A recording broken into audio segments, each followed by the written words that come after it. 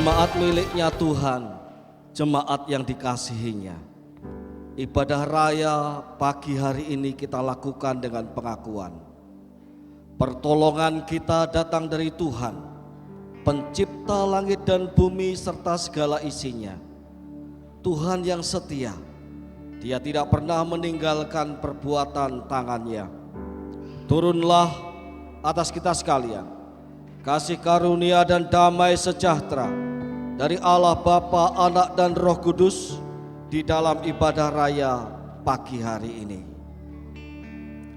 Segala puji, hormat dan syukur kami naikkan kepada Allah yang hidup, yang mengasihi, memberkati kami dalam kehidupan kami sehari-hari.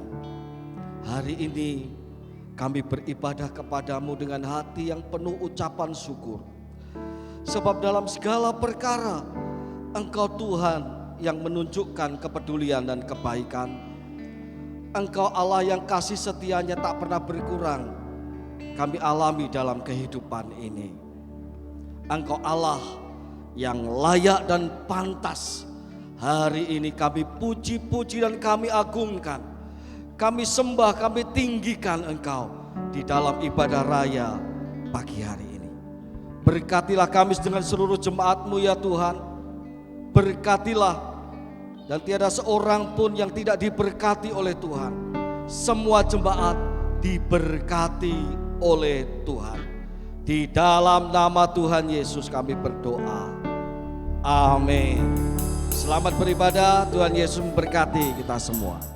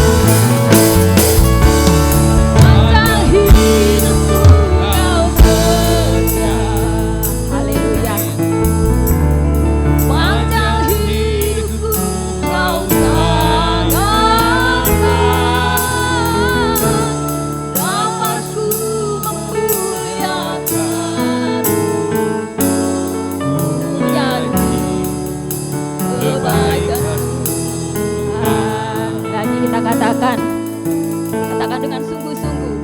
Sepanjang hidupku kau setia. Haleluya Yesus, Kau sungguh setia Tuhan. Sepanjang hidupku kau sabar. Kau baik. Nafasku memuliakan. Ku nyanyi kebaikan-Mu Tuhan.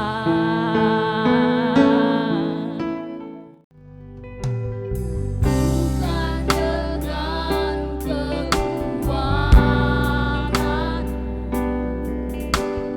ku dapat jalani hidupku, tanpa Tuhan yang di sampingku, ku tak mampu sendiri.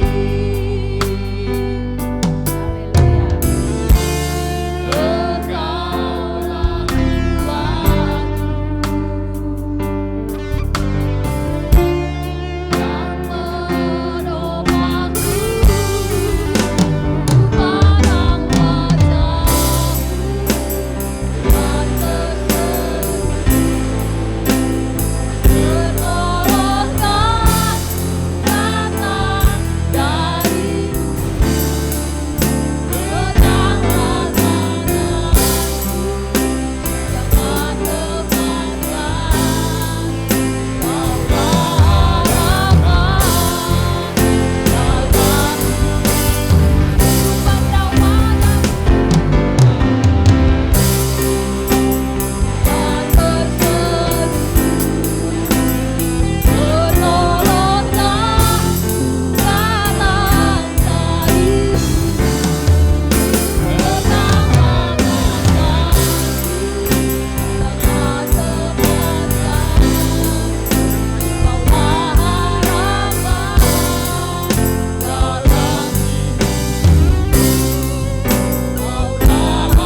Pedanglah tanganku, jangan lepaskan.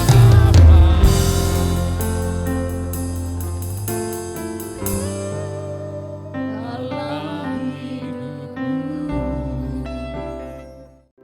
Siapakah yang kami harapkan ya Tuhan, selain hanya Engkau saja Tuhan, yang memuaskan jiwa kami.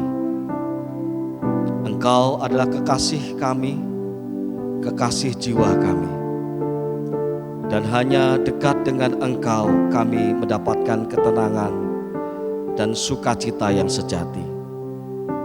Pagi hari ini, sambari kami boleh menghayati kebaikan Tuhan dalam kehidupan kami. Kami membuka hati kami lebar-lebar untuk ditaburi oleh benih firman-Mu ya Tuhan.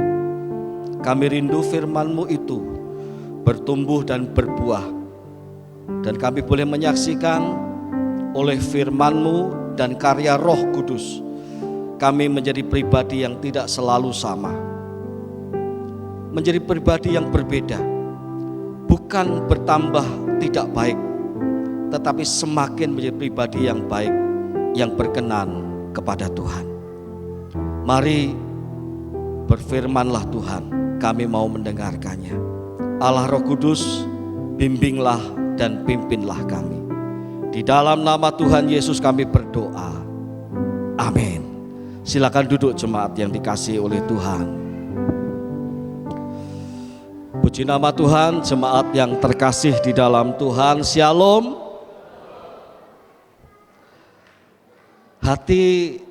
Ada yang hatinya sedih pagi hari ini? Ada, tolong angkat tangan yang hatinya sedih. Pak, pagi ini dibuat muter Pak. Ada? Mau dibuat muter ke kanan, ke kiri, muter 7 kali, tetap ada sukacita sebab kita datang kepada Allah yang baik.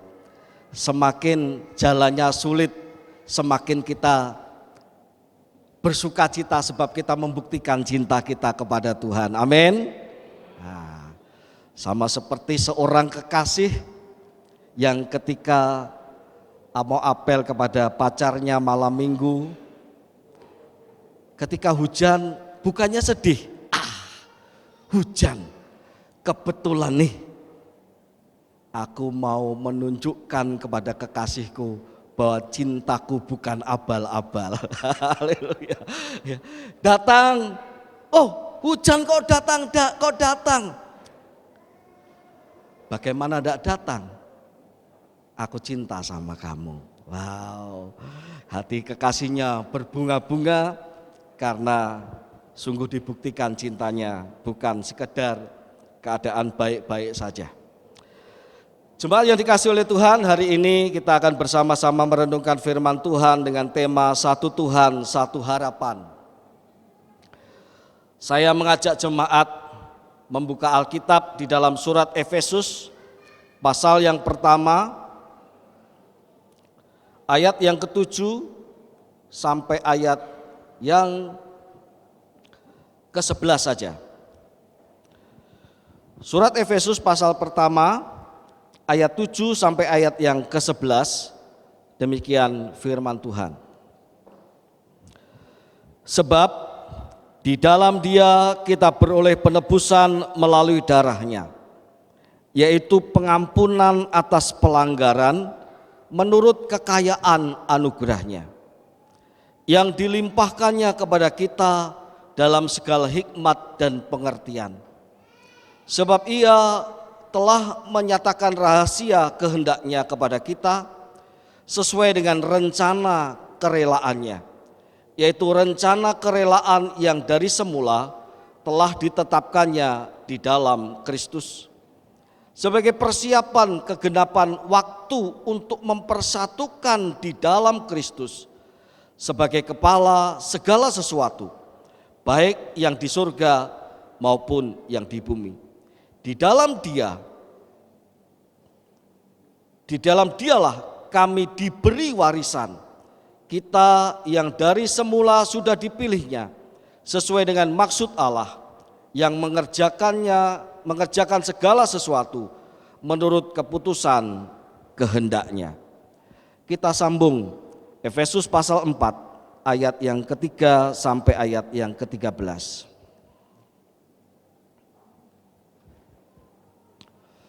Efesus pasal 4 ayat yang ketiga sampai yang ke-13. Dan berusahalah memelihara kesatuan roh dalam ikatan damai sejahtera.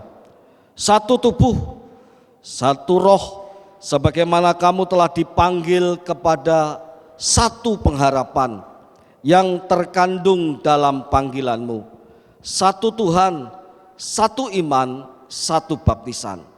Satu Allah dan Bapa dari semua, Allah yang di atas semua dan melalui semua dan di dalam semua. Tetapi kepada kita masing-masing telah diberikan anugerah menurut ukuran pemberian Kristus. Itulah sebabnya dikatakan, tatkala Ia naik ke tempat tinggi, Ia membawa tawanan-tawanan, Ia memberikan pemberian-pemberian kepada manusia. Bukankah Ia telah naik, berarti bahwa Ia juga telah turun ke bagian bumi yang paling bawah? Ia yang telah turun, Ia juga yang telah naik jauh lebih tinggi daripada semua langit untuk memenuhi segala sesuatu. Dialah yang memberikan baik rasul-rasul maupun nabi-nabi, baik pemberita-pemberita Injil maupun gembala-gembala dan pengajar-pengajar, untuk memperlengkapi orang-orang kudus bagi pekerjaan pelayanan, bagi pembangunan tubuh Kristus, sampai kita semua telah mencapai kesatuan iman dan pengetahuan yang benar tentang anak Allah, kedewasaan penuh dan tingkat pertumbuhan yang sesuai dengan kepenuhan Kristus. Puji nama Tuhan. Jemaat yang dikasihi oleh Tuhan, ketika saya merenungkan bagian-bagian ayat yang kita baca, terbersit dalam pikiran saya bahwa panggilan Allah itu radikal. Panggilan Allah kepada kita itu panggilan yang tidak setengah-setengah.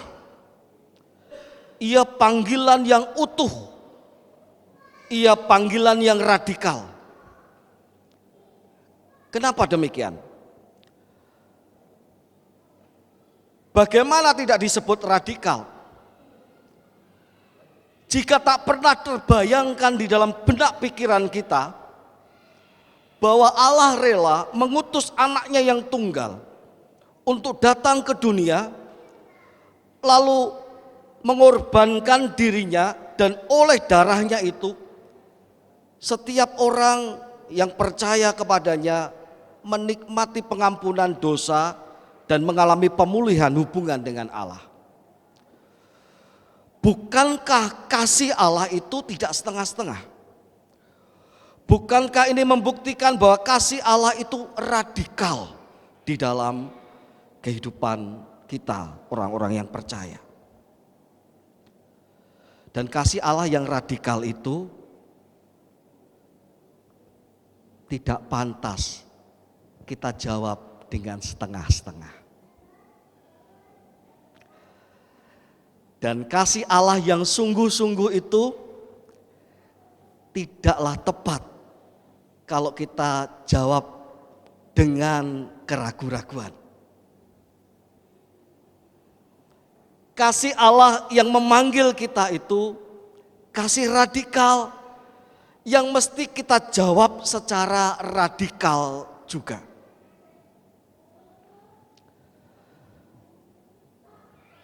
Kebenaran ini mendasari saya untuk membaca Efesus lebih dalam lagi, dan saya mendapati bahwa hanya kepada jawaban yang radikal kita sungguh-sungguh menjadi orang-orang percaya yang tidak hanya orang percaya secara seremonial, tetapi orang percaya yang pikiran hati kita, yang kekuatan kita, yang pengetahuan kita, kita sungguh-sungguh mau pakai untuk mengasihi Tuhan. Bukankah Tuhan berkata, kasihilah Tuhan Allahmu dengan segenap hatimu, dengan segenap jiwamu, dengan segenap akal budimu, dan dengan segenap kekuatanmu. Kata segenap itu total. Sekali lagi, kata segenap itu total. Kasihilah Tuhan Allahmu dengan totalitas jiwamu, dengan totalitas hatimu, dengan totalitas pengetahuanmu, akal budimu, dengan totalitas kekuatanmu, kemampuanmu. Kasih Allah sungguh-sungguh. Kenapa? Kenapa mesti mengasihi Allah secara total? Karena Ia, Tuhan, sudah lebih dulu mengasihi kita secara total. Dan itu membahagiakan saya, membahagiakan kita semua. Sebab di bawah kolong langit ini tidak ada satu ajaran keyakinan atau agama apapun juga di mana Allah lebih dulu memberikan kasih yang total kepada manusia seperti kita ini. Di muka bumi ini banyak ajaran keyakinan, kepercayaan agama yang mengajarkan tentang kebaikan dan bagaimana menjadi manusia yang unggul, yang berbudi pekerti, yang baik. Semua begitu. Tetapi tidak ada satupun yang bercerita mengkisahkan tentang bagaimana Allah memanggil kita, memanggil umatnya dengan kasihnya yang total, kecuali di dalam Yesus Kristus Tuhan kita. Oleh sebab itu, hati saya berkobar-kobar ketika merenungkan firman Tuhan ini. Hati saya mau mengatakan, bukankah kalau saya bersikap, saya mau mengatakan kekristenan itu beda. Kita itu beda, jemaat Tuhan. iman kita itu tidak bisa dibandingkan dengan keyakinan-keyakinan lain. Memang setiap keyakinan agama itu punya kekhususan. Tapi saya mau katakan ada sesuatu yang khusus yang tidak pernah bisa digantikan oleh yang lain adalah bahwa kasih Allah itu radikal dalam kehidupan kita. Ia sungguh-sungguh total mengasihi kita. Dan karena kasihnya yang total itu kita dipanggil untuk mengasihi Allah secara total juga. Saya agak khawatir dalam diri saya. Jangan-jangan saya menjadi orang yang merasa, kekristenan itu di atas yang lain. Sama sekali saya tidak pernah berpikir seperti itu. Kekristenan itu ditonjol-tonjolkan. Ya karena dia pendeta, dia menonjol-nonjolkan kekristenan. Mungkin ada orang akan menganggap demikian. Tapi saya mau katakan pagi hari ini kepada kita semua jemaat yang dikasihi oleh Tuhan. Kalau saya menyatakan kasih Allah yang radikal, bukan mau menonjolkan kekristenan lebih dari siapapun juga. Bukan mau mengatakan kekristenan lebih tinggi dari agama apapun juga. Tetapi yang saya mau katakan adalah Tuhan Yesus Kristus, Allah kita, adalah Tuhan yang memanggil kita secara radikal. Dan itu tidak didapati pada kepercayaan apapun juga. Kasihnya radikal dan kita dipanggil untuk mengasihi Tuhan secara radikal juga. Kalau mungkin sekali lagi kita tidak enak mendengar kata radikal, baiklah kita ganti dengan kata total. Kasih Allah itu total. Panggilannya total kepada kita, tidak pernah setengah-setengah. Maka mengikuti panggilan Tuhan, menjawab panggilan Tuhan, mesti dengan ketotalitasan kita juga. Hari-hari ini saya mendapati ibu-ibu sering datang malam di gereja, doa malam, MPD datang, lalu hari Jumat malam datang lagi, Sabtu datang lagi ngantar anaknya untuk HUT PRBK. Saya bicara sama istri saya. Ya, ada jemaat-jemaat yang punya semangat luar biasa, yang bisa memberikan waktunya bukan hanya untuk dirinya beribadah, tetapi untuk mengantar anaknya les tamborin, untuk mengantar anaknya latihan tamborin, untuk mengantar anaknya ibadah ini dan itu. Ya tentu ada waktu untuk keluarga. Tapi saya katakan, saya bersyukur kepada Tuhan. Saya bersyukur kepada Tuhan kalau ada orang-orang yang cinta kepada Tuhan secara total. Amin. Amin jemaat. Nah, total memberi kepada Tuhan. Kenapa? Karena Tuhanmu dan Tuhanku sudah memberi kasih-Nya secara total di dalam kehidupan kita. Nah, ada orang berkata, Pak, kalau saya sudah total mengasihi Tuhan, lalu apa yang Tuhan berikan kepada kita?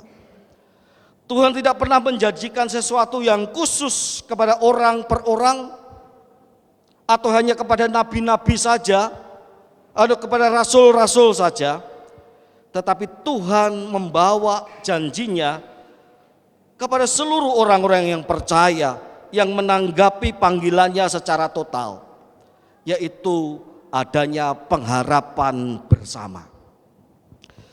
Surat Efesus ini, maaf suara saya agak serak karena beberapa hari lalu saya kena flu, jemaat yang dikasihi oleh Tuhan. Tinggal masalah di tenggorokan saya saja ini.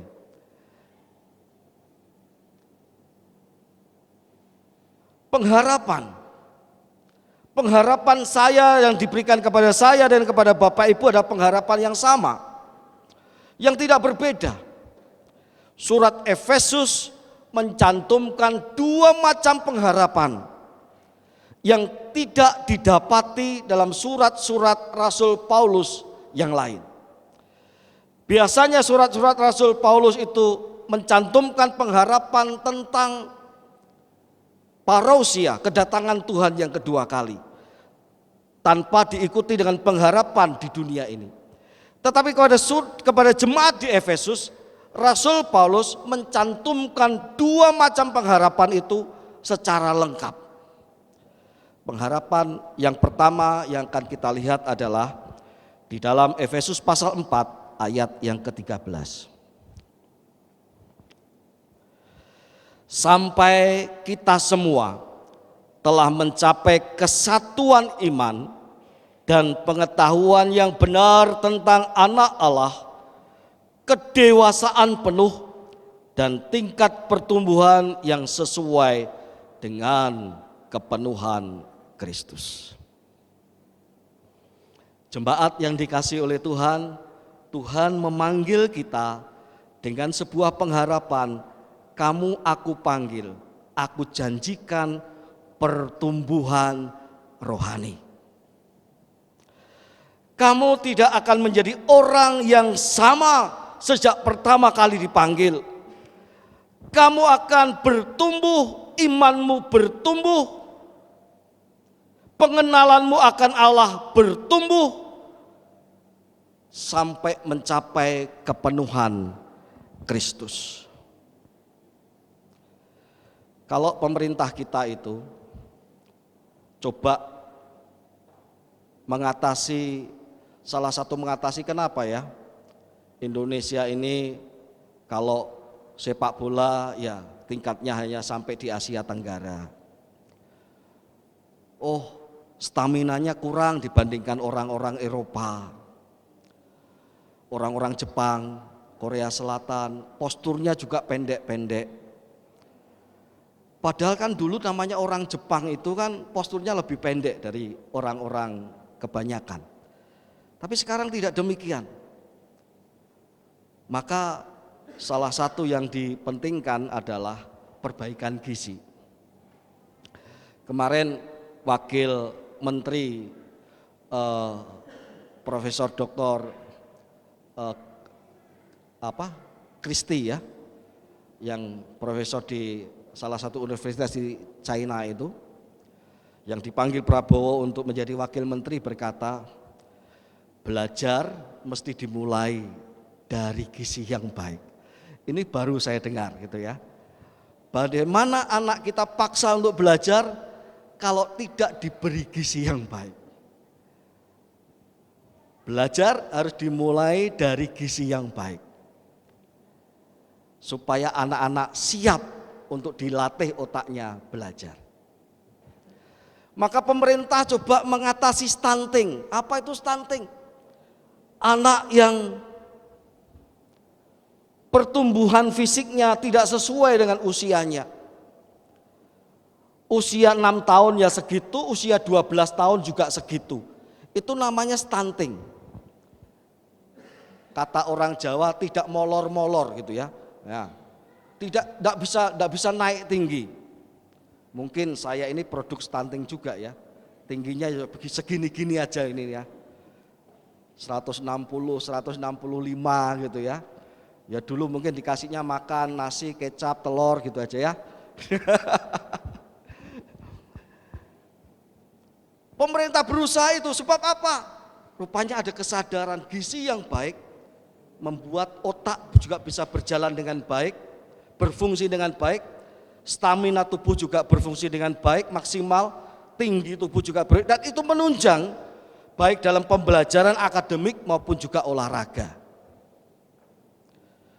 Oleh sebab itu jemaat yang dikasihi oleh Tuhan, kalau hal jasmani saja pemerintah menaruh perhatian, terlebih raja kita di atas segala raja yang memanggil kita, ia berjanji, kamu mengikuti panggilanku, kubuat engkau bertumbuh secara rohani. Aku akan membuat engkau bertumbuh, engkau tidak akan stunting secara rohani. Engkau akan mengenal aku lebih dekat. Imanmu tidak akan sama sejak pertama kali engkau percaya kepadaku. Engkau akan terus menikmati pengalaman-pengalaman iman, Bukan hanya pengetahuan saja, tapi pengalaman iman bersama dengan Tuhan dan membuat rohanimu bertumbuh. Jemaat yang dikasihi oleh Tuhan, memang tidak selalu gampang, karena di pihak sana ada kuasa kegelapan yang tidak suka jemaat bertumbuh. Pada waktu saya memberikan pembekalan kepada para pelayan mimbar beberapa minggu yang lalu, saya menyampaikan ada 2 yang dilakukan oleh si jahat. Yang tidak kita lihat ada 2. Kalau tidak membuat kita jatuh, membuat kita berhenti di tempat. Tuh. Kalau dia tidak bisa menjatuhkan kita, kalau dia tidak bisa merontokkan kita, kalau dia tidak bisa membuat kita mundur dari iman kita kepada Tuhan, setidaknya kita merasa berjalan, tetapi tidak kemana-mana, berjalan di tempat. Saya berjalan, Pak. Berjalan. Kamu pindah enggak? Enggak, berjalan di tempat. Setan itu lebih suka, kuasa kegelapan itu lebih suka membuat anak Tuhan itu terus berputar-putar, tidak bertumbuh. Terus berputar-putar, tidak bisa menikmati pengenalan akan Allah. Mau bertumbuh sedikit, diberi gangguan. Mau maju sedikit, diberi cobaan. Dan kalau anak-anak Tuhan itu tidak sungguh-sungguh tahu bahwa Allah menjanjikan pertumbuhan, dia akan lemah dan mengikuti kemauan setan. Saya berkata kepada jemaat sekalian, jemaat yang dikasihi oleh Tuhan, Tuhan itu menghendaki dan menjanjikan pertumbuhan rohani untuk saya dan Bapak Ibu sekalian. Tidak akan pernah sama. Kita akan dibuat semakin mengenal Tuhan. Kita akan dibuat semakin beriman kepada Tuhan. Hanya saja satu catatannya. Jangan dilemahkan oleh tantangan-tantangan atau godaan kuasa-kuasa kegelapan. Sampai sekarang saya merasakannya dan saya menyadarinya. Setiap kali saya mau berdoa secara pribadi, terbesit dalam pikiran saya, setelah ini baring di kasur, buka HP, kan ada yang kamu pikir, oh hari ini kan ada YouTube yang saya subscriber itu sedang tayang, wah bisa nonton sebentar berlanjut, lama saya sadari ternyata berjam-jam saya kemudian kehilangan waktu untuk berdoa. Itu tidak terjadi sekali, diulang lagi, suatu saat mau berdoa, terbesit, habis ini setelah kamu cuci, setelah kamu membersihkan dirimu, segar, minum kopi sambil buka HP, nonton dulu sebentar. Ya kan kamu tetap sadar akan doa kan? Iya. Tapi nonton tidak tahu diikat terus ingatannya ini ke HP hingga kemudian mau doa jadi malas sudah. Saya tertawa melihat itu. Kuasa kegelapan itu tidak tinggal diam. Iblis itu tidak mau kita maju. Setan itu tidak mau kita mengenal Tuhan dan dekat dengan Tuhan. Dalam keadaan seperti itu, saya diajari Tuhan berkata tidak. Bukankah Tuhan sudah berjanji aku akan diberi pertumbuhan rohani? Aku tidak akan stunting rohani. Bukankah Tuhan berjanji aku akan mengenal Dia lebih dekat? Aku akan semakin tahu isi hati Tuhan. Kalau begitu datang cobaan, saya mesti berkata seperti Yesus Kristus menolak ajakan iblis. Enyahlah engkau iblis, enyahlah daripadaku. Sebab kehendak Tuhan yang harus dijalankan, bukan kehendakmu. Jemaat yang dikasihi oleh Tuhan, oleh sebab itu kalau ada jemaat yang datang beribadah pagi hari ini, saya mengucap syukur kepada Tuhan, sebab itu adalah bagian kita menjawab kepada Tuhan, iya pada pertumbuhan rohani, iya pada kesempatan yang Tuhan berikan untuk kita bertumbuh secara rohani melalui ibadah dan mendengarkan firman Tuhan. Dan saya percaya jemaat itu dibangun pertama kali rohaninya, baru kemudian jasmaninya. Kalau jemaat itu bertumbuh secara rohani, ada pengalaman dengan Allah yang dinikmati, ada sukacita yang dinikmati dalam ibadah, ada penghiburan Allah, ada Roh Kudus yang memberikan penghiburan.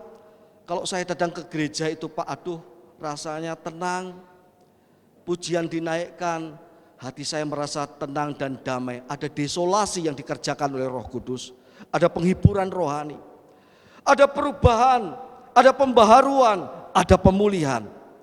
Baru kemudian bicara hal-hal jasmani, Tuhan pasti perlengkapkan. Pak Andi Brata pernah bercerita kepada saya,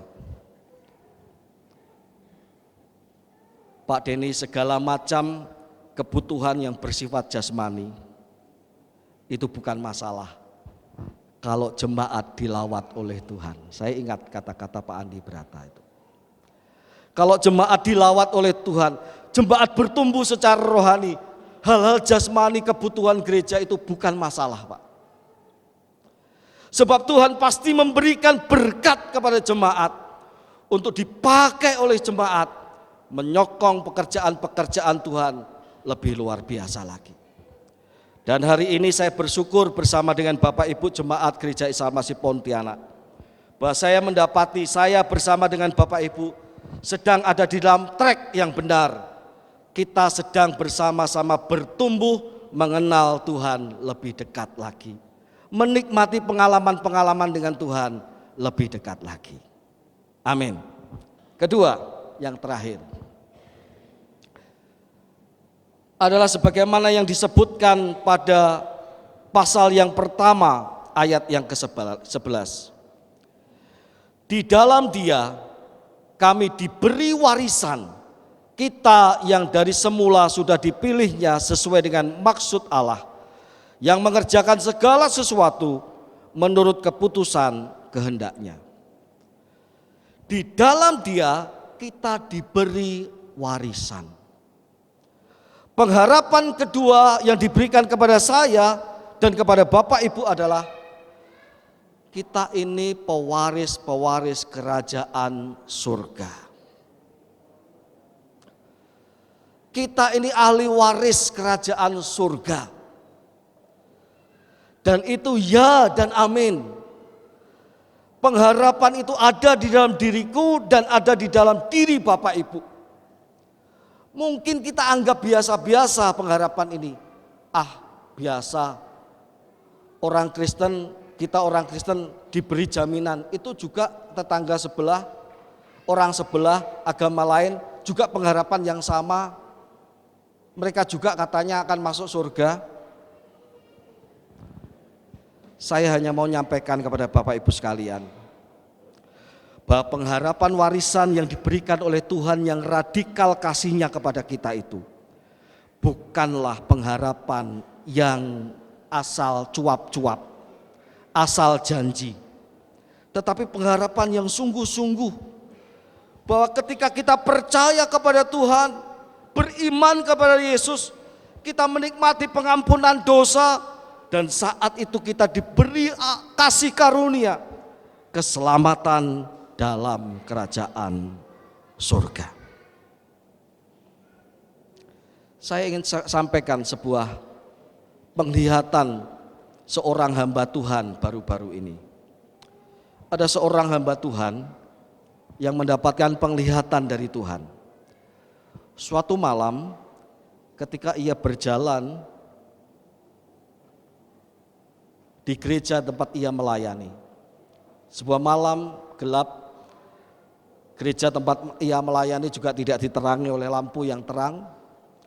Dalam perjalanan yang di gelap itu, sambil ia memuji Tuhan, tiba-tiba Tuhan pertunjukkan di samping kirinya itu, padahal di samping kirinya itu bangunan. Ia tunjukkan kepada hamba Tuhan ini seperti sebuah layar lebar, sangat lebar, membentang sekali. Warnanya hitam pekat, dan dalam kepekatan itu ada banyak orang-orang menjerit, minta tolong. Tolong, ampun, tolong, tolong, tolong. Sebuah jeritan yang lirih. Karena mereka diseret masuk dalam kegelapan. Lalu hamba Tuhan ini mendapatkan ilham dari Tuhan. Setiap detik apa yang kamu lihat itu terjadi. Jemaat yang dikasihi oleh Tuhan, setiap detik apa yang kamu lihat itu terjadi. Ketika saya mendapatkan pengalaman dari hamba Tuhan ini, sering saya melihat ketika saya jalan sore, ketika saya lihat orang sedang berdagang, saya sedang berpikir, kemana mereka sekarang? Mereka yang naik motor, saya sedang berpikir, apakah mereka akan minta tolong juga nanti? Saya melihat wajah-wajah, apakah mereka punya pengharapan? Saya melihat wajah-wajah di jalan orang-orang yang bekerja keras, membanting tulang. Saya berpikir, apakah ia punya pengharapan? Atau jangan-jangan ia termasuk salah seorang yang akan berteriak tolong ketika akan diseret masuk dalam kegelapan yang tidak mungkin ia lawan, masuk ke dalam lorong yang sangat gelap. Tolong, tetapi sudah tidak ada pertolongan. Saya mendapati penglihatan hamba Tuhan ini mengetuk hati saya. Jika setiap detik ada banyak orang yang tidak kita kenal atau kita kenal, yang mungkin hidupnya hahaha, gembira, yang mungkin hidupnya penuh dengan pergulatan hidup, mungkin hidupnya juga yang biasa santai-santai saja, tidak usah sungguh-sungguh, yang penting aman, damai, setengah-setengah saja, tidak usah totalitas, atau yang hidupnya sana sini menikmati dosa dan lain sebagainya, dan seolah-olah tidak ada terjadi apa-apa dengan dirinya. Tapi sadarkah kita bahwa setiap detik akan ada teriakan, termasuk hari ini, setiap detik ada teriakan minta tolong yang tidak pernah kita dengar. Dan teriakan minta tolong itu sudah tidak bisa ditolong lagi. Karena mereka sudah masuk dalam kematian kekal tanpa pernah merasakan janji pengharapan yang luar biasa sebagai pewaris kerajaan surga. Oleh sebab itu jemaat yang dikasihi oleh Tuhan, setiap detik berlalu, berapa orang yang menghembuskan nafas terakhir? Seberapa dari mereka yang minta tolong tetapi kemudian tidak ada pertolongan? Saya dan Bapak Ibu pagi hari ini dipanggil dalam pengharapan yang besar. Karena itu mengucap syukurlah. Bapak, Ibu dan saya adalah pewaris kerajaan surga oleh iman kepada Yesus Kristus Tuhan kita. Amin. Jangan dilepaskan. Apapun juga jangan dilepaskan.